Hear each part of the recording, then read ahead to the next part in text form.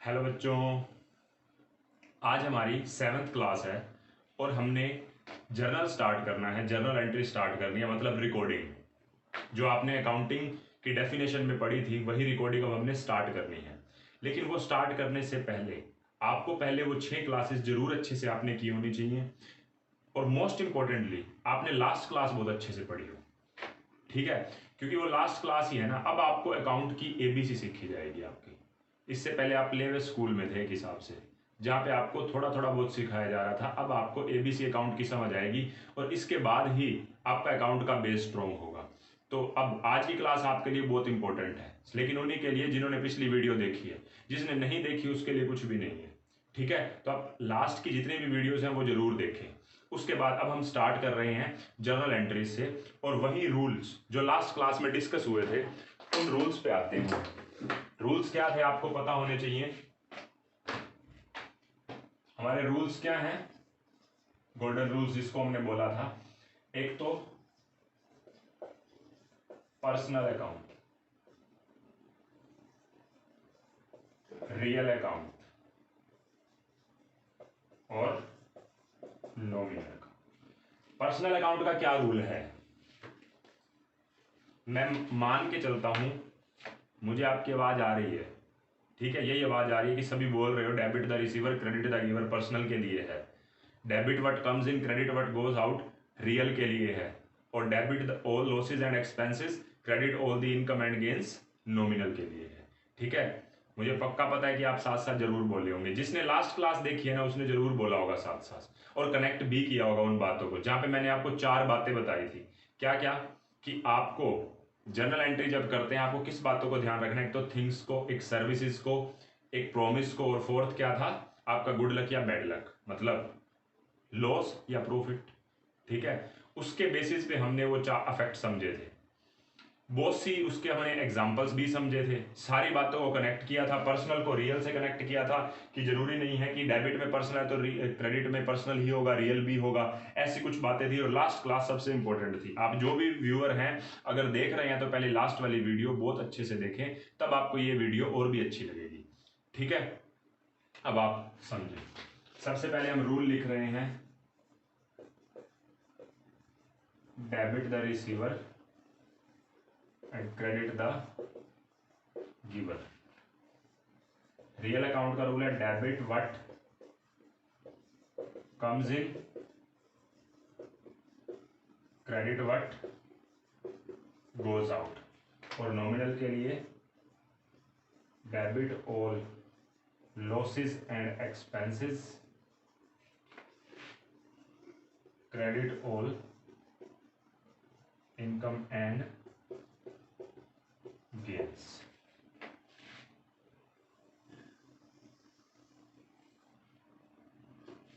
अब आप समझे बात को। देखो, मैंने ये जो रूल समझाए थे इसके बेसिस पे मैंने आपको बिल्कुल बेसिक तरीके से लेके, जहां पे हमने जर्नल एंट्री की बात ही नहीं करी, हमने सिर्फ डेबिट क्रेडिट को समझा।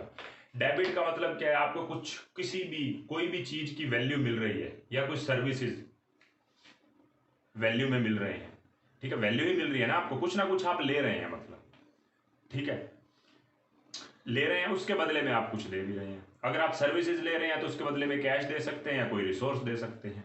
अगर मान लो आप कुछ दे रहे हैं लेकिन आपको उसके बदले में कुछ नहीं मिल रहा, तो डेबिट का मतलब लॉस है। लॉस के लिए अकाउंट है। बहुत सिंपल सी थी, उससे कनेक्ट करता हूं। जब मान लो आपके पास कोई वस्तु आई, उसके बदले में कुछ गई, तो debit what comes in, debit में ये रियल अकाउंट और क्रेडिट में भी रियल अकाउंट।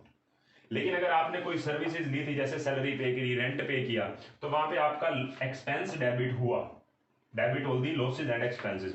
उसके बदले में कैश में क्या गया? रियल अकाउंट गया। ठीक है, क्रेडिट व्हाट गोज आउट, तो नॉमिनल का लिंक हो गया किससे? रियल से। बात ठीक है। उसके बाद ऐसा भी पड़ा कि हम किसी को मतलब क्या कर रहे हैं? सर्विसेज दे रहे हैं। जैसे हमें किसी से हमने मतलब रेंट पे किसी को बिल्डिंग दी, तो हम सर्विसेज दे रहे हैं, उसके बदले में वो मुझे कैश दे रहा है। तो डेबिट व्हाट कम्स इन और क्रेडिट में इनकम हो गई रेंट के नाम की।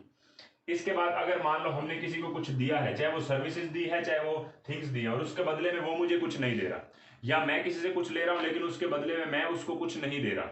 मैं अगर किसी से सर्विसेज ले रहा हूं लेकिन उसके बदले में मैं उसको कुछ नहीं दे रहा, अगर नहीं दे रखा तो उसका नेम आ जाएगा उस पर्सन का, क्योंकि प्रोमिस का नाम की बात थी। ये सारी बातें देखो ये सारी बातें आपने लास्ट क्लास में बहुत अच्छे से समझी हैं, ठीक है। मैंने आपको थोड़ा सा, जिन्होंने जो व्यूअर्स ने देखी थी उन्हीं के लिए था ये जो मैंने समझाया है। अब अपनी क्लास स्टार्ट करते हैं जो आगे की है, ठीक है। देखो मैंने आपको लास्ट क्लास में ही एक बात और भी बताई थी, बिजनेस एंटिटी प्रिंसिपल की। तो बिजनेस एंटिटी प्रिंसिपल जो है वो क्या मैंने बताया था आपको, अगर ध्यान हो तो वीडियो की स्टार्टिंग में ही था लास्ट क्लास में। बिजनेस एंटिटी प्रिंसिपल का मतलब क्या है, ओनर और उसके बिजनेस को अलग अलग रखना है। मतलब बिजनेस एक अलग अलग से क्या है, एक पर्सन है। बिजनेस एक आर्टिफिशियल पर्सन है, ये बात मैंने बोली थी। बिजनेस एक आर्टिफिशियल पर्सन है और ओनर जो है वो क्या है, नेचुरल पर्सन है, ठीक है। अब इन दोनों बातों को आपने ध्यान रखना है जब भी आप बुक्स के अंदर जर्नल एंट्रीज कर रहे हैं। सबसे पहले आपके माइंड में यही बात होनी चाहिए, आप किसकी बुक्स में एंट्री कर रहे हैं, आर्टिफिशियल पर्सन मतलब बिजनेस की बुक्स के अंदर। और बिजनेस के लिए बिजनेस का मालिक भी एक लाइबिलिटी है। जैसे बिजनेस ने किसी और से उधार लिया होता, वैसे बिजनेस ने बिजनेस के मालिक से उधार लिया, तो बिजनेस के लिए क्या है, लाइबिलिटी। लाइबिलिटी की डेफिनेशन आप पिछली क्लासेस में पढ़ चुके हैं, ठीक है। अब बात आती है आगे। देखो मैं ना एक पहली बात बोलता हूं, ट्रांजिशन बोलता हूं, आप उसको ना कनेक्ट करना, जो बातें अभी तक मेरे से आपने समझी हैं। अब हम जर्नल एंट्रीज पे आ रहे हैं और जर्नल एंट्रीज के लिए ना आपको एक चीज और, हमें ना एक फॉर्मेट पता होना चाहिए कि जर्नल एंट्री का फॉर्मेट क्या होता है। जैसे मैं अगर लिख रहा हूं ना यहां पे जर्नल एंट्रीज, तो जर्नल एंट्रीज में क्या क्या होगा, date, particulars, ledger folio, amount debit और अमाउंट क्रेडिट। लेजर फोलियो क्या होता है तो आपको लेटर ऑन डिस्कस करना पड़ेगा मुझे इसके लिए। लेजर फोलियो एक्चुअल में क्या होता है, आप इतना आपको पता होना चाहिए कि आपकी जो प्रोसेस है, जो आपकी प्रोसेस है जो उसकी अकाउंटिंग प्रोसेस है, उसमें सबसे पहले आपका जर्नल होता है, प्रैक्टिकली रिकॉर्डिंग करते हैं। रिकॉर्डिंग के बाद जब क्लासिफिकेशन करते हैं तो वहां पे लेजर बनता है, तो लेजर फोलियो वहीं से ही कनेक्शन है। इसके ऊपर हम अलग से बात करते हैं, ठीक है। हम अब फिलहाल जर्नल एंट्री को समझने पे आ रहे हैं। लेजर फोलियो का आपको सिर्फ एक कॉलम छोड़ना पड़ेगा।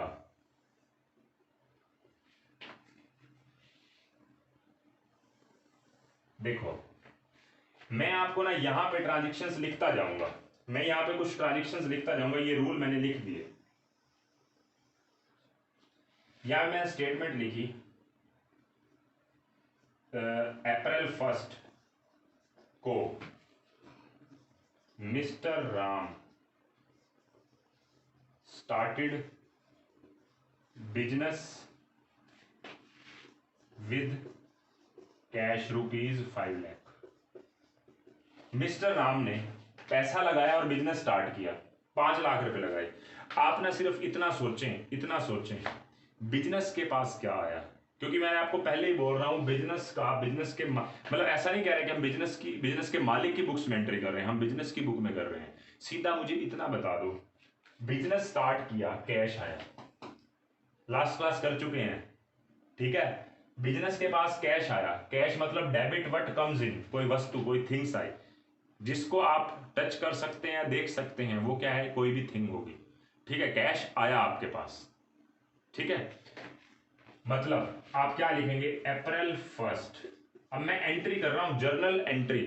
देखो मैं आपको एक चीज और बताऊं, आप कच्चे पे काम करते हैं जब आप डबल एंट्री सिस्टम को फॉलो नहीं करते। डबल एंट्री सिस्टम है, कुछ कोई अकाउंट डेबिट होगा तो उसके अगेंस्ट कोई ना कोई क्रेडिट भी होगा।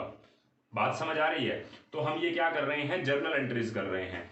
अच्छा, अगर हम सिंगल एंट्री को फॉलो करते जहां पे हम सिर्फ नॉर्मल काम करते हैं, अपना रजिस्टर लिया, जो भी सेल परचेज हुई साथ के साथ लिखता गया, तो वो काम तो आप शॉपकीपर भी करता है, हम वो काम नहीं कर रहे, हम कर रहे हैं लेकिन हम उसको अच्छे तरीके से कर रहे हैं, रिकॉर्ड कर रहे हैं। रिकॉर्डिंग वैसे होती एक हिसाब से कच्चे पे ही काम करना है, उसके बाद इसको पक्का करना किसको बोलते हैं, जब लेजर में चले जाते हैं आप। लेजर में आपका काम यही पक्का हो जाता है, उस पर्सन के अकाउंट में आपकी चीजें चली जाती हैं, जो जो आपने उससे सेल करी या परचेज करी या कोई मशीनरी खरीदी या कोई रेंट दिया, कोई सैलरी दी, उसका पर्टिकुलर एक अकाउंट बना हुआ होगा वहां पे। बात समझ आ रही है। अब हम सिर्फ क्या कर रहे हैं, हम एक सिस्टम को फॉलो करके रिकॉर्डिंग कर रहे हैं।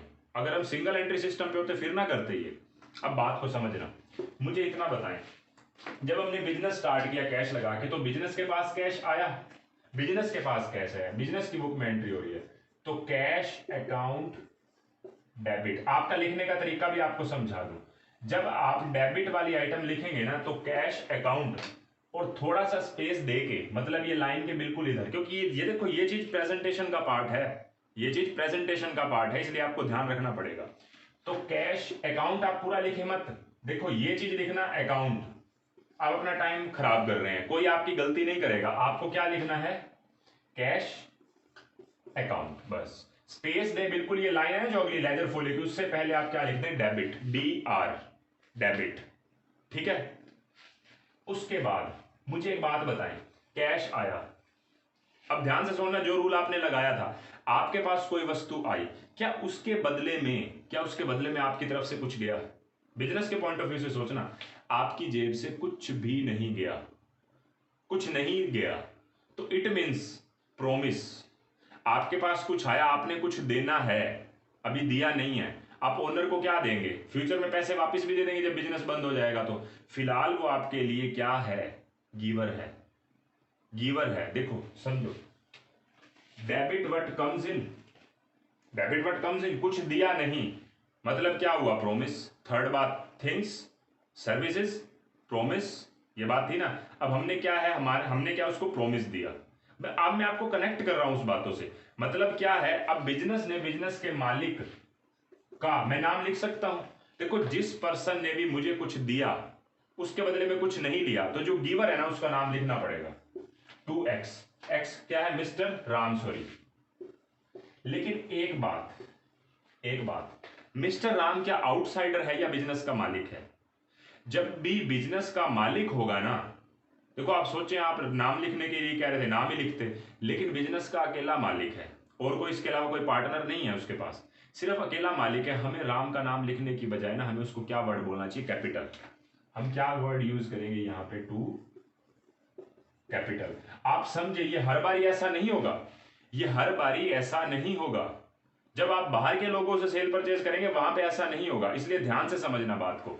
बिजनेस का मालिक, ये क्या, कौन सा रूल लग गया, डेबिट व्हाट कम्स इन, कौन से वाला, रियल अकाउंट। देखो मैं ना इस क्वेश्चन के अंदर ना जो स्टेटमेंट समझा रहा हूं, इसमें मैं डेट का पंगा डालता ही नहीं, इस जगह पे ना मेरे को कुछ और समझाना है, मैं डेट की बात ही नहीं कर रहा अभी, ठीक है, लिख दिया वैसे मैंने गलती से, मैं यहां पे समझाना चाह रहा हूं कि कैश अकाउंट कौन सा अकाउंट है, रियल अकाउंट, कैपिटल कौन सा है, ध्यान रखना, प्रोमिस के लिए कौन सा अकाउंट होता है, पर्सनल अकाउंट, गिवर या रिसीवर चेक करते हैं, ओनर क्या है, यहाँ पे गिवर है, गिवर होगा तो क्या होगा, क्रेडिट होगा, पर्सनल अकाउंट, बस सिंपल सी बात है। अमाउंट आप लिखे 5 लाख रुपए, डेबिट में आप लिखे यहाँ पे 5 लाख रुपए और क्रेडिट में भी लिखे 5 लाख रुपए, ये आपका एंट्री करने का तरीका, देखो समझे।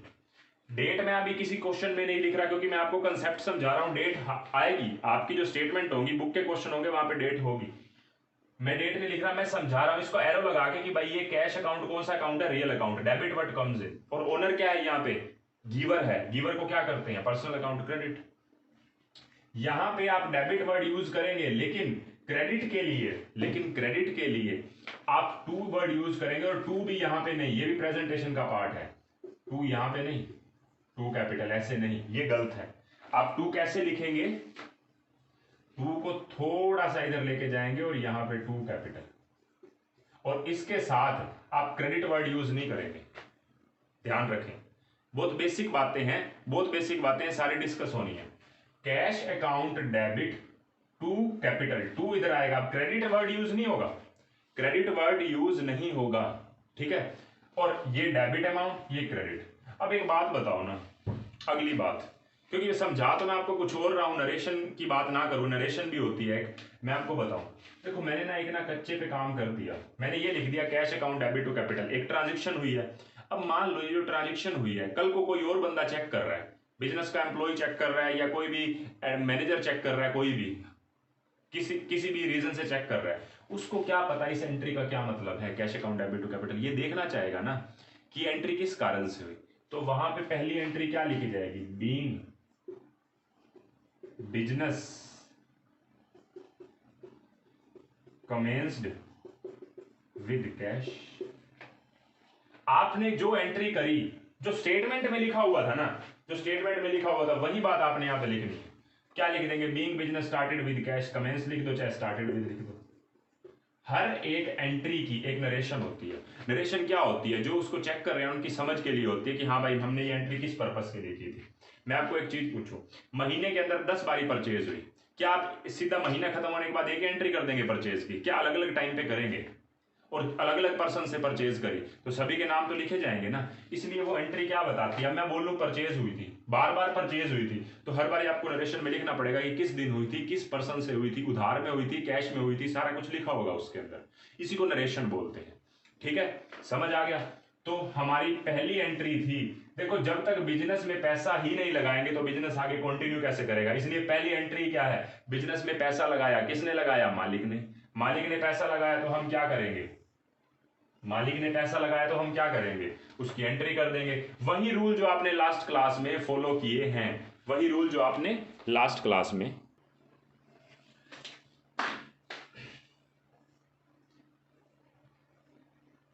अब आप समझे, देखो वही जो बात आपने लास्ट क्लास में समझी थी ना, उसी को ही कंटिन्यू कर रहा हूं मैं। मुझे एक बात बताएं, आपको ये चीज पता है कि रियल अकाउंट में क्या आते हैं? कोई भी थिंग्स आई, कोई भी थिंग्स गई। पहली बात, कोई भी सर्विसेज ली, कोई भी सर्विसेज दी। सर्विसेज दी तो आपको बेनिफिट होगा क्योंकि उसके बदले में कोई रिसोर्स आएगा, मतलब क्रेडिट होगा, credit all the income and gains. इसके अलावा अगर अगर आप समझे आपने अपनी तरफ से कुछ दिया है, आपने अपनी तरफ से कुछ दिया है लेकिन सामने वाला कुछ नहीं देगा तो वो रिसीवर है, और जब वो उसके बदले में पैसे वापस दे देगा तो वो गिवर बन जाएगा। बस बात खत्म। अब आपको ध्यान ये रखना है, जब भी आप जर्नल एंट्रीज करते हैं ना तो आपको फॉर्मेट पहले फॉलो करना है। जो मैं फॉर्मेट, मेरा इस क्लास में समझाना मेन पर्पस नहीं है, पहले भी आप ध्यान रखना इस बात को। मेरा बिल्कुल भी फॉर्मेट समझाना मेरा इस क्लास में मेन पर्पस नहीं है। मैंने आपको फिर भी लिख दिया है कि date, particulars, ledger folio, amount debit, amount credit. उसके बाद मैंने रिलेट किया ये रियल अकाउंट और पर्सनल अकाउंट। रेशन लिखना भी मेरा इस क्लास का मेन मकसद नहीं है, क्योंकि मैं आपको सिर्फ इस क्लास में जर्नल के कंसेप्ट क्लियर करवाने के आया हूं। ठीक है, अब आप अगली बात को समझिए। डेट मैं लिख नहीं रहा, मैंने आपको पहले बोला डेट मैं लिखूंगा नहीं इस क्लास में। अब आगे देखिए, purchase goods from Ram rupees 1 lakh. देखो अब आपके माइंड में ना एक क्वेश्चन आएगा। क्वेश्चन क्या आएगा? मैंने वैसे कुछ लिखा नहीं है लेकिन मैं आपसे पूछूं, जब आपने गुड्स खरीदे हैं, पहले तो मुझे ये बताएं गुड्स और एसेट्स में क्या फर्क था? हालांकि गुड्स भी एक एसेट्स ही हैं, आपने कुछ खरीदा तो आपके पास आया है, लेकिन आप बात को क्लियर करें। जिस चीज का आपका काम होता है ना, जो भी आप खरीदते हैं और उसको वापस रीसेलिंग के लिए रख, मतलब आपने खरीदा है, तो वो आपके गुड्स होते हैं। मुझे एक बात बताएं, मैं इस बात को ना यहां पे लिख रहा हूं, आप बात को समझना। रिसीवर और गिवर किसके लिए होते हैं? जो आपकी लेन देन में अगर डिले करते हैं। ये बात आपने समझी है लास्ट क्लास में? मतलब ये एक हिसाब से प्रोमिस वाली बात आ रही है। रियल अकाउंट के दोनों रूल किसके लिए हैं? थिंग्स के लिए हैं। लास्ट क्लास की बातें हैं ये। अच्छा, losses, expenses, income and gains, ये किसके लिए थे? मैंने आपको बोला था सर्विसेज लेना या सर्विसेज देने के लिए।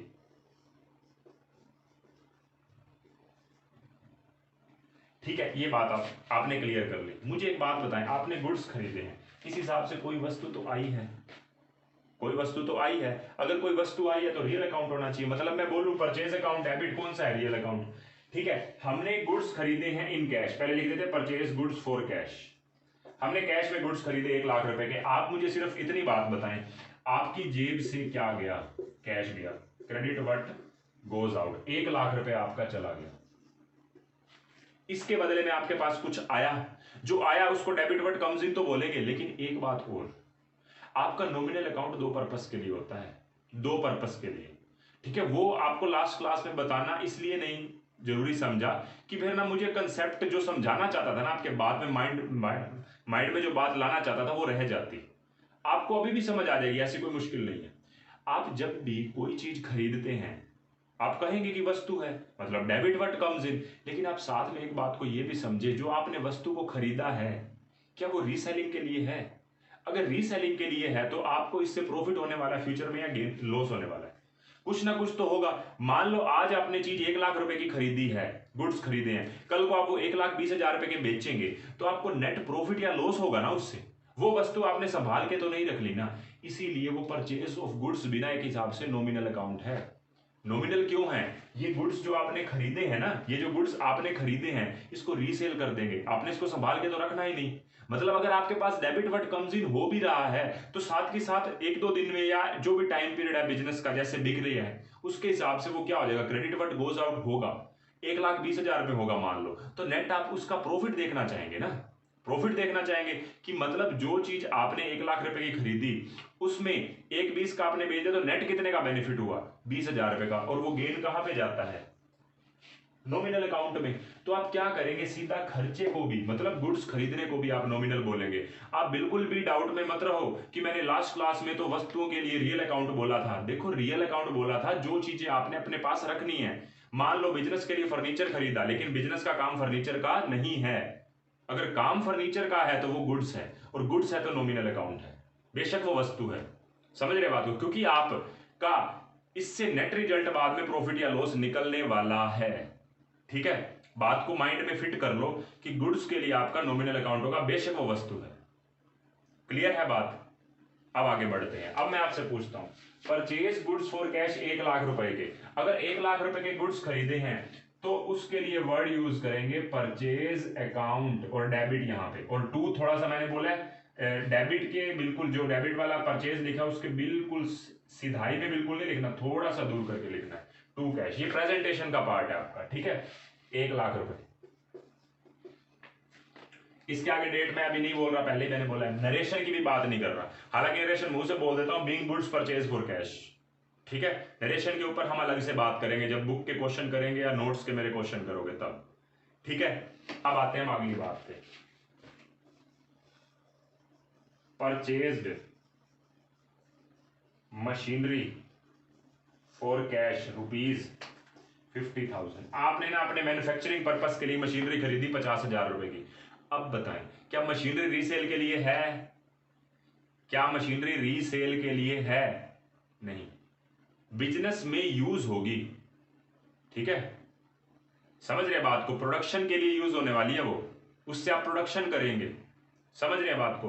वो बिजनेस में ही रहेगी। अगर वो बिजनेस में रहेगी तो आप बोलो डेबिट व्हाट कम्स इन, मतलब machinery account debit to cash, debit what comes in. अच्छा, इसके लिए परचेज के लिए नॉमिनल आएगा, मैं लिखना भूल गया था। तो रियल अकाउंट और क्रेडिट व्हाट गोज आउट भी क्या हो जाएगा, रियल अकाउंट। कितने रुपए की खरीदी थी? 50,000 रुपए की। मैं मान के चल रहा हूं आपको मेरी बात बिल्कुल अच्छे से समझ आ रही है, इस बात में बिल्कुल भी डाउट में मत रहना। मैंने ये गुड्स खरीदे हैं और गुड्स रीसेलिंग के लिए, इसलिए वो नॉमिनल अकाउंट बन जाएगा, क्योंकि एट लास्ट हमें इसका रिजल्ट चाहिए, हमें इसको संभाल के नहीं रखना गुड्स को। ठीक है, हम इसकी सेल परचेज करते हैं, हम रीसेलिंग करते हैं इसकी, तो अब इसको रियल अकाउंट ना बोलें, इसको क्या बोलेंगे, नॉमिनल ही बोलेंगे। ठीक है, जब भी इसको बेचेंगे तो नेट रिजल्ट हम निकालेंगे ना उससे, जिसको आप नेट प्रॉफिट बोलते हैं। अब आप सुने आगे,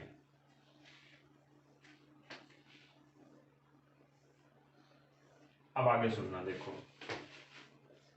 सोल्ड गुड्स फॉर कैश, आपने कैश में गुड्स बेच दिए, कितने के? आपने 80 नहीं, आपने बेच दिए, मान लो सारे गुड्स नहीं बेचे, मतलब इसमें से कुछ एक बेचे हैं 80,000 रुपए के।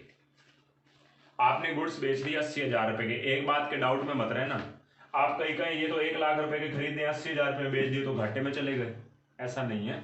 आपने 80,000 रुपए के जो गुड्स बेचे हैं ना, हो सकता है वो उनकी कॉस्ट जो थी वो 50,000 हो, अभी 50 के बचे पड़े हो बिजनेस के पास, ऐसा नहीं है। ठीक है, ध्यान रखना, कहीं आप इससे रिलेट करने लग जाओ 1 लाख के खरीद के 80 में बेच दिए तो लॉस में चले गए, ऐसा नहीं है। आपने 50 वाले गुड्स को 80 में बेचा होगा और बाकी 50 के पड़े होंगे हमारे पास, उसको भी बेचेंगे। ठीक है, तो आप देखें, आपने गुड्स बेचे हैं, मुझे सिर्फ इतनी बात बताएं, आपके पास कोई वस्तु आती है तो आप क्या बोलते हैं, डेबिट व्हाट कम्स इन। लेकिन वही वस्तु आपकी रीसेलिंग के लिए है तो आप क्या बोल रहे हैं, परचेज, क्योंकि गुड्स है ये आपके। गुड्स किसको बोलते हैं, जो आप रीसेलिंग के लिए रखते हैं, जिस चीज का आपका काम है। अब मैं आपको सेम बात बोल रहा हूं, आपकी जेब से वस्तु जा रही है, गुड्स बेच रहे हैं आपके 80,000 की, आपकी कोई थिंग्स जा रही हैं, आप ऐसा नहीं बोलेंगे क्रेडिट व्हाट गोज आउट, अब आपको इनकम हो गई। जब आपने इसको खर्चा बोला था नॉमिनल इसको खर्चा बोला कि एक्सपेंस हुआ, debit all the losses and expense, ये एक्सपेंस था, तो जब बेचना होगा तब भी तो इनकम ही होगी। बात क्लियर है ना? तो मैं क्या वर्ड बोलूंगा, कैश आया आपके पास कितने रुपए, 80,000 रुपीज, कौन सा, real account, debit what comes इन, इसके बदले में आपकी वस्तु गई, लेकिन वस्तु वो नहीं जो आपकी एसेट्स के तौर पे रख रखी थी, आपके गुड्स गए हैं जिसको आपने खरीदा ही रीसेलिंग के लिए था। तो credit all the income and gains, आप इसको क्या बोलेंगे, सेल्स। देखो लास्ट वाली क्लास से एक ही चीज एक्स्ट्रा है, सिर्फ वस्तुएं वो जो रीसेलिंग के लिए खरीदी जाती हैं तो वो खर्चा होती हैं, वो एसेट डेबिट व्हाट कम्स इन नहीं होगी, वो debit all the losses and expenses मतलब नॉमिनल होगी। सेम बात जब वो वस्तु बिक जाती है तो वो मेरे लिए इनकम होगी, ना कि क्रेडिट व्हाट गोज आउट मतलब रियल होगी, वो मेरे लिए क्या होगी, credit all the income and gains मतलब नॉमिनल। तो मैंने यहाँ पे नॉमिनल वर्ड यूज किया। बात क्लियर है? अभी हम फर्दर आगे बढ़ते हैं, इसको मैं रब कर रहा हूं।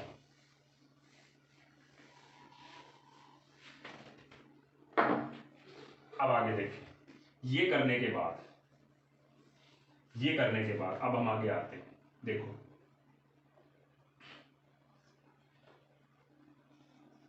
Purchased goods from Ram ₹70,000। बहुत ध्यान से समझना इस बात को, बहुत ध्यान से। मैं इसको रब कर रहा हूं ऊपर वाली को।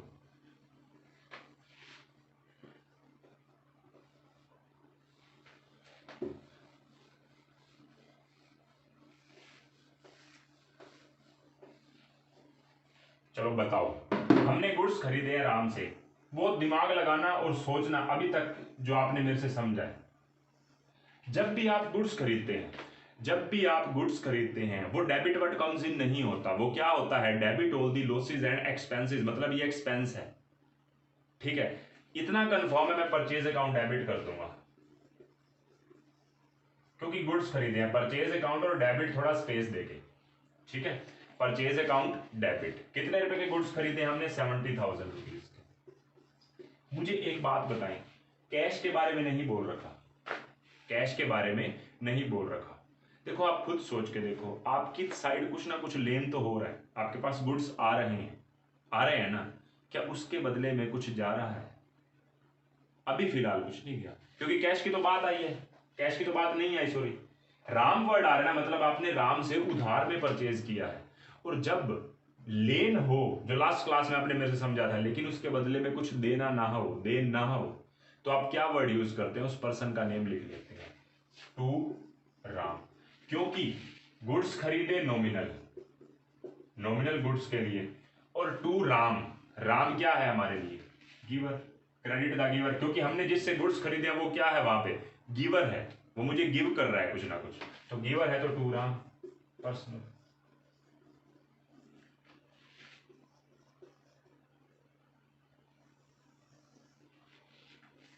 ठीक है, तो being goods purchase from Ram, बस सिंपल सी बात है। अब आते हैं हम अगली बात पे। देखो, सोल्ड गुड्स टू श्याम ₹90,000। एक बात और भी बताऊं, जब आपके रजिस्टर में, आप नॉर्मल शॉपकीपर भी, आप अभी कभी भी किसी का नाम पता है अपने रिकॉर्ड में कब लिखते हैं, जब उधार हो, नकद में थोड़ा ना लिखते हैं। लेन देन बराबर हो गया, अगर कुछ लिया कुछ दिया तो हिसाब बराबर। नाम कब लिखा जाता है, भाई मेरे से कुछ लेके गया था लेकिन मेरे को कुछ नहीं दिया, तो मैं नाम लिखूंगा ना कि वो मेरे से लेके चला गया, प्रोमिस दे के चला गया, तभी तो नाम आएगा। सीधी सी बात है, उधारी के केस में नाम आता है। यहाँ पे उधारी की थी हमने, राम से उधारी की थी, परचेज अकाउंट डेबिट, अगर उसने कुछ नहीं दिया तो मैं राम, क्योंकि राम क्या है यहाँ पे, गिवर है। ठीक है, हमने प्रोमिस कर दिया, समझ रहे हैं बात को। फ्यूचर में मान लो जब हम पेमेंट करेंगे, फ्यूचर में राम को पेमेंट करेंगे, तो राम क्या हो जाएगा वहां पे, रिसीवर को डेबिट कर देंगे तब, और जेब से कैश चला जाएगा। मतलब तब क्या हो जाएगा, देन हो जाएगा, लेन नहीं होगा, क्योंकि लेन यहाँ पे पहले ही हो चुका है, परचेज जो गुड्स करे हमने। बात क्लियर है? अब आगे आओ, मैं ये कह रहा हूं कि गुड्स बेचे हैं हमने शाम को, अगर शाम को गुड्स बेचे हैं तो शाम क्या है यहाँ पे, पहले इसको बाद में लिखेंगे। मुझे ये बताओ, जब आपने गुड्स बेचे हैं तो आपकी तरफ से गुड्स गए हैं, अब गए हैं लेकिन क्रेडिट व्हाट गोज आउट वाले नहीं, क्योंकि गुड्स गए हैं, एसेट्स नहीं गई, रियल अकाउंट वाली वस्तु नहीं गई, आपकी नॉमिनल अकाउंट गई है। नॉमिनल का मतलब आपके जो डेली सेल परचेज जिनकी होती है, तो मैंने बोला था आप उसका नेट रिजल्ट देखते हैं कि आपको कितना बेनिफिट हुआ। इसीलिए मुझे ये बताएं, जब आपकी सेल्स हुई तो टू सेल्स, कौन सा account, credit all the income and gains, ये आपकी इनकम है, ठीक है, इसको आप क्या बोल देंगे, नॉमिनल। इसके बदले में आपके पास क्या आया, ये तो कितने की हुई है, 90,000 रुपीज की। मुझे इतना बता दो, गुड्स बेचने के बदले में कुछ आया क्या, नहीं, नहीं आया, तो सामने वाले का प्रोमिस आया। प्रोमिस आया मतलब वो मेरी तरफ से कुछ ना कुछ तो रिसीव कर रहा है ना, और जब किसी ने प्रोमिस दिया तो वो कुछ ना कुछ रिसीव कर रहा है मेरी तरफ से, मेरी तरफ से रिसीव कर रहा है, इसलिए वो debit the receiver, debit the receiver. तो मैं क्या कर दूंगा, उस शाम को क्या कर दूंगा, डेबिट कर दूंगा, बस, बस सिंपल सी बात है। अब आते हैं अगली दो बातों पे, इसके बाद हम क्लास को रोक देंगे यहीं पे, क्योंकि ना देखो पता है क्या है, मैं ना आपके ऊपर ना एकदम से बहुत सारा बर्डन नहीं डालना चाहता। मैं आपको चाहता हूं कि जो आपने मेरी ये वीडियो देखी है ना, और लास्ट थी, अगर लास्ट आपने थोड़ी बहुत भी कंफ्यूजन थे ना, डाउट था, तो आप उसको दोबारा देखें, फिर इससे रिलेट करें, रिलेट करें, क्योंकि ना इसके बाद ना चीजें ना लॉजिकल होती जाएंगी, कॉम्प्लेक्स होती जाएंगी। मैं ये चाहता हूं आप बेसिक में बिल्कुल भी वीक ना रहें। बेसिक में वीक तब नहीं रहेंगे जब मैं छोटी सी बात पे डिटेल में डिस्कशन करूंगा, बजाय कि मैं आपको ना क्वांटिटी में क्वेश्चन करवाता जाऊं, रटवाता जाऊं, वो काम नहीं होगा। बजाय कि मैं आपको रटवाऊं, मैं आपको ना छोटी छोटी बातें जो है ना उसके ऊपर डिटेल डिस्कशन करना चाहता हूं मैं, क्योंकि आप एबीसी सीख रहे हो, ये बात ध्यान रखना। और एबीसी कभी इतनी आसानी से नहीं सिखाई जाती, और ना ही सीख पाता है बच्चा, बहुत टाइम लगता है। तो एबीसी में अंदर ना हमें घुसना पड़ेगा, इसलिए मैं क्वांटिटी पे बिल्कुल भी नहीं जा रहा, मैं क्वालिटी पे जा रहा हूं। और क्वालिटी का मतलब क्या है, कम करवाऊंगा, बहुत कम करवाऊंगा, लेकिन वो अच्छा करवाऊंगा। अगर उसके ऊपर 5-7 दिन, 10 दिन, 15 दिन भी लग जाते हैं, आप ये मान के चले जर्नल वाले चैप्टर पे मैं अगर फेस टू फेस क्लासेस में 15 दिन लेता हूं, तो यहां पे हो सकता है 20 दिन भी लग सकते हैं, ठीक है, समझ रहे हैं बात को। लेकिन वो प्रैक्टिस के कारण 15 दिन लग जाते हैं। यहां पे ये होगा कि आपको प्रैक्टिस खुद करनी पड़ेगी, या आपको मेरे से कनेक्टेड रहना पड़ेगा, ठीक है। इसलिए मैं आपको कह रहा हूं, मैंने ये डिटेल में बात की है, ऐसा कुछ नहीं है कोई बहुत बहुत मुश्किल बातें करी हैं, बहुत बस उसकी डिस्कशन के अंदर गया हूं मैं, हर एक पॉइंट के अंदर गया हूं, ताकि आपको बात क्लियर मिले। मैं दो बातें और करना चाहता हूं यहां पे, ठीक है, बात को समझना। आपने राम से गुड्स परचेज करे थे, जब आपने गुड्स परचेज करे आपके पास लेन तो हो गया था उस टाइम, लेकिन सामने वाले बंदे को आपने पैसे नहीं दिया, आपने प्रोमिस दिया, कल को आप इसको पैसे दे रहे हैं, मुझे बताओ, मैंने ये बोल दिया पेड टू राम रुपीज, जो भी देने थे, मतलब पेड टू राम, बस पेड कैश टू राम, मैं ऐसे लिख देता हूं, पेड कैश टू राम, जो भी उसकी देने थे वो सारे के सारे दे दिए। साथ में एक वर्ड और भी लिख देता हूं, क्योंकि आगे कॉम्प्लेक्सिटी बढ़ेगी ना, इन फुल सेटलमेंट,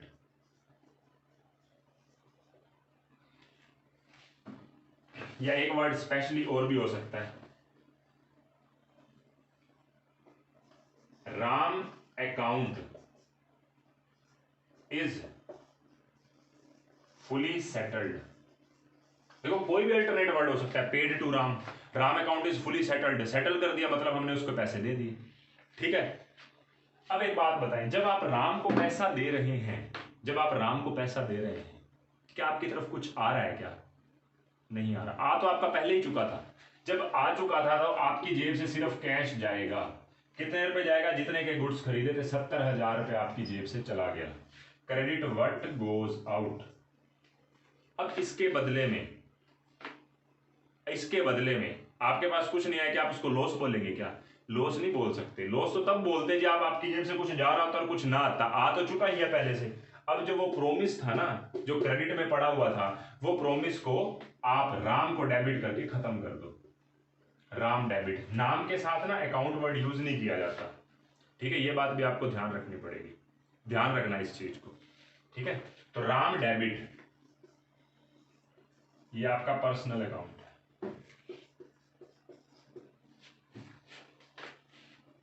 ठीक है, बात क्लियर है। मैंने राम को डेबिट किया, वो जो प्रोमिस यहां पे दिया था, मैं यहां पे क्या वर्ड लिखूंगा, जो प्रोमिस दिया था, ये यहाँ पे क्या हुआ, प्रोमिस पूरा हुआ। और आप चेक भी करके देख लो, जब राम को आप पैसे दे रहे हो तो डेबिट में पर्सनल का मतलब क्या है, डेबिट द रिसीवर। देखो डेबिट हो रहा है, रिसीवर, रिसीवर कौन है, राम है, राम रिसीवर है ना, मेरी तरफ से पैसा जा रहा है तो राम रिसीवर है।